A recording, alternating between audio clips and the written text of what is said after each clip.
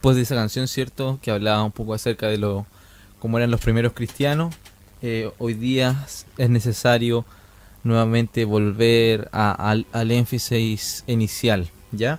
Cuando nosotros hablamos acerca de que nosotros nacimos y que somos cristianos protestantes, vamos a decir así, fue porque hubieron gente que encontró, como todas estas personas que acabamos de nombrar o que vamos a nombrar, que las cosas no estaban bien dentro de la Iglesia Católica Romana, donde se estaban vendiendo las indulgencias a lo que para nosotros hoy día es una herejía totalmente.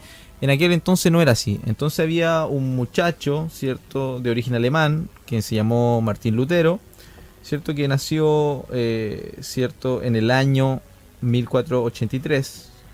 Era un poco campestre este muchacho, ¿cierto? A sus 24 años, para hacerlo un poco más corto, él primero quería hacer otras cosas, ¿cierto? Él quería ser abogado, o eso es lo que pretendía, pero después le pasa algún incidente, ¿cierto? Y él quiere convertirse en sacerdote católico. Con 24 años fue ordenado como sacerdote y luego viajó a Roma, estuvo ahí con como los máximos exponentes, vamos a decir, de lo que es el catolicismo romano. Pero en su viaje a Roma se da cuenta de muchas... ¿Qué le pasa aquí en este viaje a Roma y al amigo? Claro, él empieza a notar algunas cosas medias turbias dentro de la Iglesia Católica Romana, vamos a decirlo así, que no estaban funcionando bien.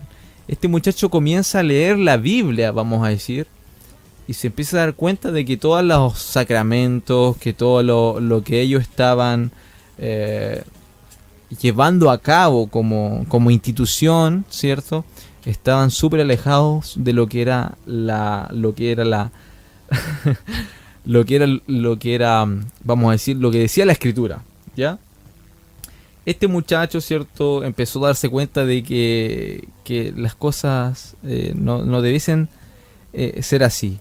Y entonces él quiere, vamos a decir, cambiar la Iglesia Católica Romana, cosa que no logró hacer, ¿ya? Él en un principio jamás fue su intención separarse de la Iglesia Católica Romana, sino que él quería cambiar dicha iglesia.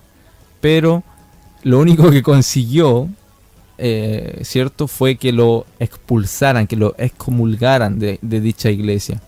Y de ahí en adelante nace, por así decirlo, los protestantes, ya que el Papa que estaba en aquel entonces llamó a Lutero y a los que lo seguían, por así decirlo, los llamó como los protestantes. Y de ahí, queridos vecinos, auditores, hermanos, somos llamados nosotros como los protestantes. Y este hombre diseñó 95 tesis donde él mostraba y defendía de que la salvación, ¿cierto?, era solamente por gracia, que era solamente a través de Cristo. Que era solamente a través de la fe. Martín Lutero se da cuenta cuando está leyendo Romanos, en el capítulo 1, el gran texto que dice: esa buena noticia nos revela cómo Dios nos hace justos ante sus ojos, lo cual se logra del principio al fin por medio de la fe. Como dicen las escrituras, es por medio de la fe que el justo tiene vida.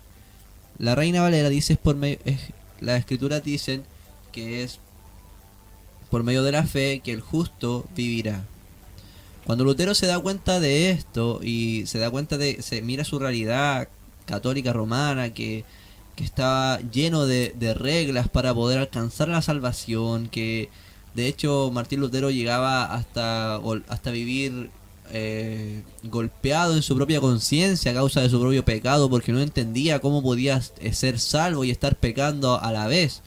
Y aquí Lutero utiliza un término que se llama il justus y ad pecador, algo así, como que habla que a la vez uno es pecador y a la vez uno es totalmente justo. Cuando Lutero se da cuenta de todo esto, él muestra esta forma del evangelio delante de los príncipes, delante de los papas, o sea, del papa, delante de todos los poderosos de la Iglesia Católica, y él se para delante de todo esto, hombres, y le dicen si se retracta de sus escritos o de sus enseñanzas. Y Martín Lutero lo único que hace es pedir un tiempo. día más. Lo estaban juzgando delante de todo el proletariado, o sea, Todas las autoridades. toda la burguesía de ese tiempo de la Iglesia Católica. Y Lutero pide un día más, en la cual Lutero se dice que va a orar y hace una oración.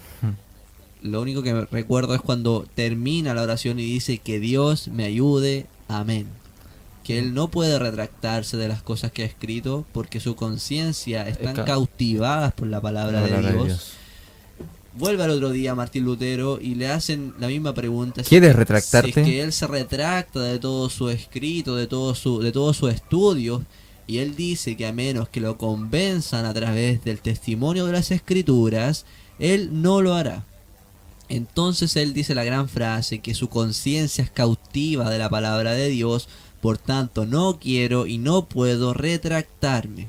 Eso es lo que dice Martín Lutero, y esa frase es como la propulsora de Sola escritura. de la solamente escritura, de todo lo que es el inicio de la reforma hacia más adelante, y posteriormente... Que ya había sido sonada antes, pero no con tanta fuerza como en ese día. Exacto.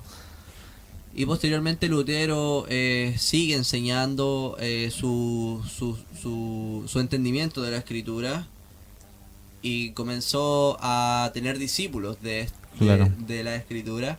Y aquí hay una persona que casi nadie la conoce, pero se llama algo de Melanchthon, tiene un nombre parecido, que es un amigo de Lutero, el cual lo ayudó a confeccionar lo que son las 95 tesis. Ese es un dato para aquellos hermanos que nos están escuchando, que lo puedan buscar, que puedan buscar al compadre de Lutero en ese sentido, quien lo ayuda en esto. Ya, mira, vamos a decir un dato importante, un aporte que él hizo a la iglesia de aquel entonces. Hasta el año 1534 solo circulaban traducciones al latín de las Sagradas Escrituras, cuya lectura y estudio estaban destinadas a sacerdotes y eruditos, o sea, ¿a quiénes? A los de la Iglesia Católica Romana. Pero este muchacho hizo una traducción al alemán, y así la Biblia pudo ser leída en lenguajes populares. Aquí tenemos que dar un dato totalmente anexo a lo que es la vida de Lutero, pero en este momento comienza a funcionar el tema de la imprenta. Sí. Y eso es un aliciente a lo que hace Lutero, porque si no fuera por la imprenta, las tesis de Lutero se habían quedado... 60 años después de que se inventó la imprenta, el Lutero... Exacto, Lutero desarrolla las 95 tesis. Lo que hacen estos tipos es que agarran las tesis de Lutero, las imprimen, las copian y las no sé cómo lo habrán hecho. Hacen como los flyers. Hay como muchos flyers y los reparten por toda la ciudad y por todos los lugares. Y lo que estaba haciendo Lutero era invitar a los teólogos de ese tiempo a debatir las doctrinas, pero cosa que la Iglesia Católica no aceptó, no le agradó, y ahí tenemos un poco lo que sucede. Pero la imprenta fue totalmente precursora para traducir la Biblia al alemán, o sea, sí, el Nuevo Testamento. Bueno, para cerrar con Lutero, podríamos decir que Lutero abrió la puerta a través de la cual comenzó a filtrar la luz de la gracia para todo el mundo, que para que conozcan a Dios a través de las Sagradas Escrituras. Sabemos que estos fueron personas, humanos, como tú y como yo, que el Señor los utilizó de una manera específica, particular, donde ellos pudieron servir a Dios con sus vidas, dedicaron tiempo al Señor, y por los cuales nosotros estamos profundamente agradecidos. Y también hay no solamente queda en Lutero, ni tan solamente está él, sino que hay muchos otros más de los cuales también nosotros queremos hacer mención. Claro, aquí hay otro personaje que es totalmente fundamental, pero es muy odiado por todo el contexto evangélico, cosa que realmente no me parece bien, ya que fue un aporte de manera extraordinaria a la Iglesia Católica, usado por Dios, el cual lo que hace Lutero en un principio es como protestar, era protestante. Exacto, yo he escuchado esta frase, que lo que hace Lutero es como tocar la trompeta en ese sentido, como llamar a meter bulla, como llamar la atención.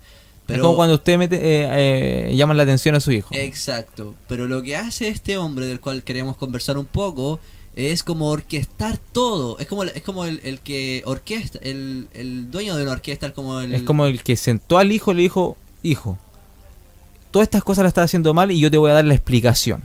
Claro, lo que hace aquí este reformador nace paralelamente a Lutero, o sea, se hace de manera contemporánea con Lutero en el año 1509, el 10 de julio en Francia, el cual muchos que nos pueden estar escuchando ya han entendido quién es, pero hacemos mención a Juan Calvino, que fue el gran reformador de Ginebra.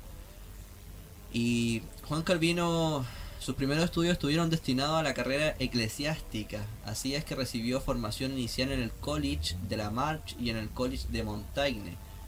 A instancia de su padre, que pretendía que Juan Calvino siguiera los caminos de las leyes, se fue a estudiar a una universidad de Orleans y Bourges.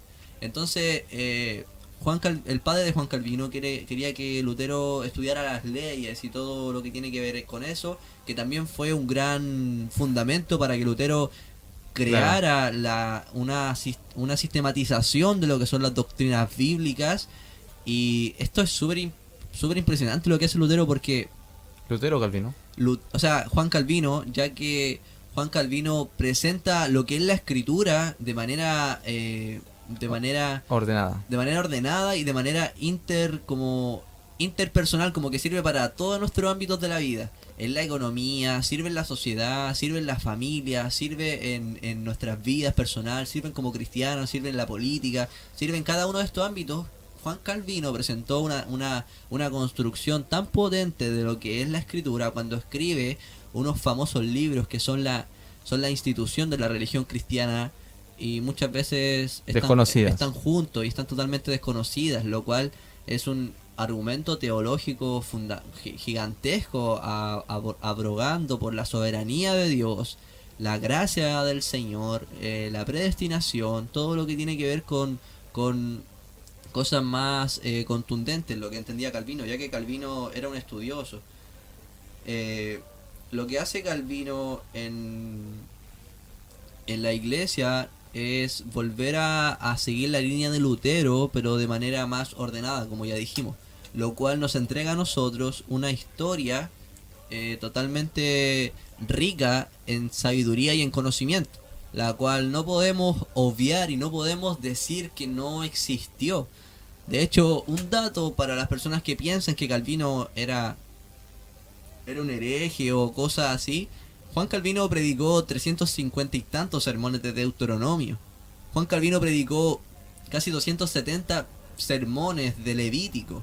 Juan Calvino predicó tantas veces de salmos que él comprendía que los salmos eran la anatomía del alma. O sea, tenemos una persona que realmente fue un aporte a la iglesia cristiana reformada en ese tiempo, y es totalmente rico conocer la historia, porque uno se goza de que hayan hermanos que pensaron cosas antes que nosotros y nosotros simplemente las adoptamos porque son bíblicas. Claro, porque ellos también pensaron de acuerdo a lo que decía la escritura. Exacto. También queremos hablar acerca de John Knox. Ya, este muchacho fue un sacerdote escocés, fue un líder de la reforma protestante en ese país, en dicho país. Moisés, me dicen por interno que Lutero fue el corazón de la reforma y Juan Calvino fue la mente de la reforma. Filete. Fue muy buena esa Gracias, frase. gracias por el aporte. Gracias al aporte ahí, al hermano que nos está ayudando. No, ¿qué hermano es? ¿Un hermano NN? Un hermano NN. Ah, ya no desconozco quién es. Un ovni. Una persona no identificada. Bueno, seguimos con esto. John Knox, cierto, fue un líder fue el quien fundó, uno de los fundadores, por así decirlo, de la iglesia presbiteriana de aquel entonces. Ya, él fue discípulo de alguien. Tenía anotado el nombre acá, que es Wishart, vamos a decirlo así, a medio chilenense. y quién era era como el maestro, por así decirlo, de este Knox. Y Wishart fue llevado a la hoguera. Imagínate que el muchacho que te está enseñando la escritura lo llevan a la hoguera por el hecho de estar protestando, por así decirlo, en contra de lo que era el catolicismo romano.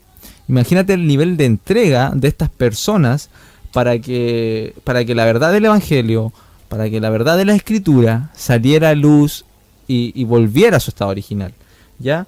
Este hombre fue el conocido hombre también que dijo y que oraba al Señor cuando le decía: dame Escocia o me muero.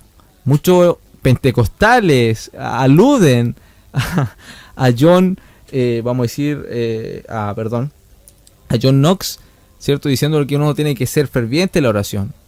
Pero pareciese que se olvidase muchas veces de que este hombre fue el que impulsó el presbiterismo, por así decirlo. Presbiterianismo, ¿ya? Claro. Entonces es importante, ¿ya? Es importante que también conozcamos. Estamos dando pequeños datos porque son muchas cosas. Si nos colocamos a dar toda la información de estos personajes, quedaríamos muy cortos de tiempo. Ahora queremos decir por qué estamos diciendo todo esto. Nombramos a estos tres muchachos porque son los tres más conocidos dentro de lo que se conoce acá en San Antonio, vamos a decir. La pregunta es, ¿o querías nombrar otro, Bitoco? No. Si tienes otro, dale. Vamos nomás. Ya. La pregunta es, ¿por qué estamos hablando de esto? ¿Qué me interesa a mí? Pueden decir ustedes en la casa que estos dos parlanchines estén hablando acerca de esto. Bueno, debéis interesarle, querido auditor, ya que en aquel entonces, en el siglo XVI, imagínate, 16 años después, la Iglesia Católica Romana tenía controlado todo. Nacen estos muchachos, ¿cierto? Y protestan de que eso está mal. Y a eso se le llamó reforma, ¿ya? Se le llamó reforma. ¿Y qué cosa decimos nosotros cuando hablamos de reforma? Reforma no significa ninguna otra cosa más que volver al estado original.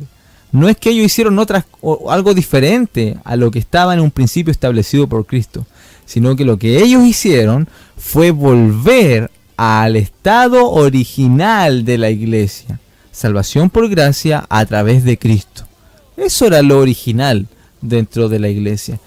Y ellos lo volvieron hacia ahí. Y de ahí comenzó a nuevamente, nacemos nosotros los cristianos protestantes, por así decirlo, pero que obviamente nuestro principio de evangelio está en la Sagrada Escritura, en los hechos, ¿cierto? En la epístola, en los evangelios. Quiero dar otro dato igual, que estas personas, los reformadores, ya John Knox, Juan Calvino, Martín Lutero, no todos concuerdan con esto, pero sí el sentimiento o el sentir de lo que voy a decir, que es una frase que se llama tota escritura, que es la totalidad de la escritura aplicada a la vida de la persona, entendiendo que la escritura trae la luz para cada parte de nuestra vida, para cada parte de nuestra alma, para cada parte de nuestras situaciones, para cada parte de la sociedad. Lo que apuntaban los reformadores es una cosmovisión bíblica en base a todo lo que sucede en la sociedad, que venía de parte del decreto de Dios. Entendiendo la soberanía del Señor como la entendían los reformadores, tendríamos una comprensión más macro de quién es Dios, un alto concepto de la santidad, un alto concepto de cómo Dios salva a los pecadores, un alto concepto de la venida de Cristo, un alto concepto de la cena del Señor. Cuando estas personas piensan en todas estas doctrinas y son iluminados por parte del Señor, no estaban todos de acuerdo. Eso hay que decirlo, que Lutero con Juan Calvino o Knox no estaban todos de acuerdo en distintos puntos de los sacramentos, de las doctrinas, pero sí los unía lo que eran los puntos fundamentales del Evangelio, lo que era la deidad de Cristo, lo que era la naturaleza de Cristo, salvación por gracia. La salvación por gracia y todas esas doctrinas que son muy fundamentales de la iglesia, que no se pueden transar. De hecho, voy a dar otro dato. Nacen los protestantes debido a que la Iglesia Católica Romana tenía controlada toda Europa, vamos a decir, excepto Inglaterra. Estos muchachos huyen a Inglaterra, los protestantes, no estoy hablando de los reformadores, estoy hablando de los protestantes, los que escucharon este evangelio, van a Inglaterra, luego ellos toman los barcos, se van a Estados Unidos, y Estados Unidos es fundado por dicho evangélico protestante, en la cual se fundan las universidades más importantes, como una que es hoy día Harvard, ¿cierto? En la cual hoy día no es lo mismo que antes, pero en su principio el que lo fundó fue un pastor cristiano, para que ustedes sepan. Ya, chiquillos, la pregunta es, ¿por qué están hablando de estas cosas? Bueno, me salió como el Claudio Palma eso. Bueno, sabemos, cierto, que el Nuevo Testamento fue escrito en el siglo I. ¿Qué ocurrió durante el siglo I y el siglo XXI? Bueno, quizás lo sabes, quizás no lo saben, te lo has preguntado, quizás no, o realmente no te importa. Bueno, debemos decir esto, que en el año 1517 se hizo necesaria la reforma dentro de la Iglesia Católica Romana, la cual, por así decirlo, la Iglesia Católica Romana no volvió al sentido original, sino que entonces de ahí nosotros nos desligamos y nacemos como protestantes, ¿ya? En ese tiempo, estas verdades tuvieron que ser sonadas dentro de la Iglesia Católica Romana. Y hoy en día, estas mismas verdades, como que pareciese que deben volver a ser sonadas, pero no ya dentro de la Iglesia Católica Romana, sino que dentro de la Iglesia Evangélica en Latinoamérica. Exacto. Porque el Evangelio de hoy en día, 2017, es muy diferente al que estaba en el 1517 y al que estaba en la Iglesia primitiva. Porque, vamos a decir esto, Cristo dio el sentido original del Evangelio. Los apóstoles, ¿cierto? Y la iglesia primitiva vivieron dicho Evangelio, ¿ya? Posteriormente, el Evangelio fue mezclado con el gnosticismo. ¿Qué quiere decir esto? El apóstol Juan, vamos a decir, en primera de Juan, tercera de Juan, él combate directamente con el gnosticismo. ¿Qué era el gnosticismo? Que negaba la deidad de Jesús, o sea, que decían que Jesús no era Dios, ¿ya? También estaba el legalismo, ¿cierto? Que los judaizantes que decían que había que hacer obras para ir al cielo. También, aquí como mencionábamos, nació el catolicismo romano, donde la gente decía que los sacramentos salvaban, ¿ya? Para nosotros eso es herejía. Luego vino el oscurantismo, ¿cierto? Años donde la Iglesia Católica Romana se forma y controla absolutamente todo. Y en esa época, en el siglo XVI, llega la época de la Reforma Protestante, donde estos muchachos tratan de volver a la Iglesia Católica Romana al sentido original del Evangelio, pero dicha iglesia no quiere volver al sentido original y nacemos nosotros los cristianos protestantes, ¿ya? Luego, después de eso, hay otra forma de pensamiento que ataca a la iglesia, que es el racionalismo. O sea que si los milagros no eran comprobables por la lógica, no eran verdad.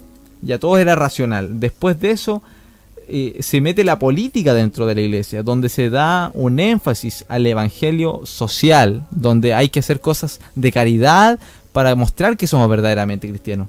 También se da en algo, se mete la liberación, donde el evangelio, la teología de la liberación. La teología de la liberación. Todas estas son teologías que se han metido dentro de la iglesia. Por ejemplo, la teología de la liberación da más énfasis a liberar demonios, a sacar demonios de las personas, antes de que estudiar de la Biblia, de que aprender de las verdades de la santidad de Dios, de los pecadores que somos. El énfasis de ese evangelio fue cambiado por expulsar demonios. También nació el ecumenismo, donde hoy en día todavía está eso, donde dicen ellos, todas las religiones llegan a Dios. Eso está hoy en día. También está hoy en día lo que es el carismatismo. ¿Qué quiere decir carismatismo, querido auditor? Es que la voz de Dios se ve fuera de las escrituras. Y obviamente para nosotros eso es imposible, ya que nosotros no podemos tener otra regla de fe que no sea la escritura en sí. Y el carismatismo ve a Dios y escucha la voz de Dios afuera de la escritura. Y eso hoy día está plagado en el mundo. También vemos el subjetivismo. ¿Qué quiere decir esto? Que mezclaron el evangelio con la psicología. También está el pragmatismo, que quiere hablar acerca de lo que tú tienes que vivir una vida moral, una vida que es cierto que si tú vives bien moral, estás siendo evangélico. Pero eso la Biblia no lo enseña. Y también, por último, el evangelio de la prosperidad, el materialismo, donde dicen, y como que el evangelio de la prosperidad está volviendo nuevamente a lo que pasaba con la Iglesia Católica Romana, donde vendían la salvación.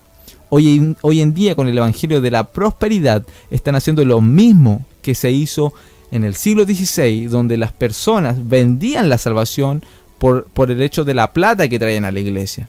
Hoy en día es prácticamente de lo mismo, y hay otras de formas del Evangelio que se han instaurado dentro de nuestros días. Por lo tanto, podemos llegar a esta conclusión, que la iglesia de hoy en día, del siglo XXI, ha olvidado su historia, ha olvidado de dónde nació, ha olvidado de por qué somos protestantes, ¿ya? Y se ha olvidado de todo esto importante, vamos a decir, y ha permitido que todas estas cosas que los reformadores, que los hermanos del siglo XVI quisieron sacar de la iglesia para vivir un evangelio puro, un evangelio real, de volver al evangelio. Pero lamentablemente en el siglo XVII, o sea, en el siglo que estamos hoy día, siglo XXI, nuevamente todas estas cosas están encima de nosotros. Podemos hablar un poquito acerca del impacto que ha tenido que ha sobrellevado la reforma de Lutero, de Calvino, de Knox, de todos estos reformadores a través del tiempo. Por ejemplo, tenemos que hay una situación de una pelea de doctrinas en unas personas que son los conocidos como los seguidores de Jacobo Arminio, que fue un reformador, y estaban estas personas también que eran los calvinistas que seguían la enseñanza de Juan Calvino. Y en este sentido se lucha una batalla doctrinal acerca de la soberanía de Dios y el libre albedrío, cosa que aún en nuestras iglesias, en nuestra forma de entender el evangelio, tiene un gran impacto lo que es como tú entiendes lo que hace Dios o lo que hace el hombre, y la responsabilidad que tiene de su pecado, y la soberanía que tiene Dios al salvar al pecador. En ese contexto existe una junta de muchos teólogos que se juntan por mucho tiempo. Hermano, que está en la casa, esto es historia, nosotros no estamos alabando a nadie, nosotros estamos invitándolos a que usted revise la historia y la importancia de conocer la historia, ya que no fueron personas que dijeron, yo hago una doctrina de un versículo y listo. No, estas personas pasaron se dedicaron años de realmente a estudiar, porque al parecer antiguamente tenían un poquito más de tiempo que tenemos nosotros. Entonces condenan la forma de pensar como tenía la iglesia holandesa, condena a la práctica de Jacobo Arminio, las enseñanzas de ellos. No quiero ahondar en eso, pero sí quiero mostrarles algo, que la práctica del calvinismo que fue fundado en ese momento, llegaron a ser las grandes personas que, si usted nunca lo ha escuchado, yo lo invito a leer cualquier cosa de estos hermanos que fueron identificados como los puritanos. De hecho, John Knox fue uno de los fundadores del movimiento puritano. Realmente yo lo invito, hermano, a que coloque los puritanos en internet, lea a Richard Baxter, lea a John Bunyan, lea a Thomas Watson, lea a estas personas que fueron tan celosos por la doctrina, que fueron tan instruidos en la doctrina. Realmente lo invito a escuchar los sermones de Jonathan Edwards, lo invito a escuchar a Charles Spurgeon, que fue después de los puritanos, pero sí, Charles Spurgeon fue un pastor bautista en Londres que sí citaba mucho a los puritanos en sus sermones, hacía mención de todo este impacto de la reforma. Nosotros lo invitamos realmente a que pueda acercarse a la Biblia, a que pueda comprobar lo que dicen estos hombres, y a que puedan sus ojos ser abiertos a estas enseñanzas tan puras de la palabra del Señor. Bueno, como bien decía Víctor, es una realidad que hoy en día, en el siglo XXI, lunes 27 de febrero, cuando son las 21:36 de la noche, tú y yo estamos viviendo en la época más peligrosa, donde el evangelio, la mayor parte del evangelio se ha mezclado con otras doctrinas que no tienen nada que ver con el evangelio. Entonces la pregunta es necesario que nosotros, que tú y yo, conozcamos la historia de la iglesia? Por supuesto, hermano, por supuesto, amigo, querido auditor. Es necesario que tú conozcas la historia de la iglesia, porque como dice la radio súper conocida acá en Chile, el que no está informado no tiene derecho a opinión. Por lo tanto, tú tienes que informarte, tienes que leer, tienes que... sí, vamos con eso. Vamos a terminar con esto, Víctor. El que no se instruye en la historia de la iglesia, lamentablemente, cae en las mismas herejías. condenadas anteriormente. Quisimos aprovechar muy bien este rato con ustedes y decirles y animarles, queridos contertulios, amigos, auditores, que estudien la historia de la iglesia. Que así ustedes van a poder, por así decirlo, decir, por esto pasaba esto, por esto era esto otro. ¿Ya? Ahí empiecen con algo simple nomás, ahí investigando en internet, buscando por aquí por allá, ¿cierto?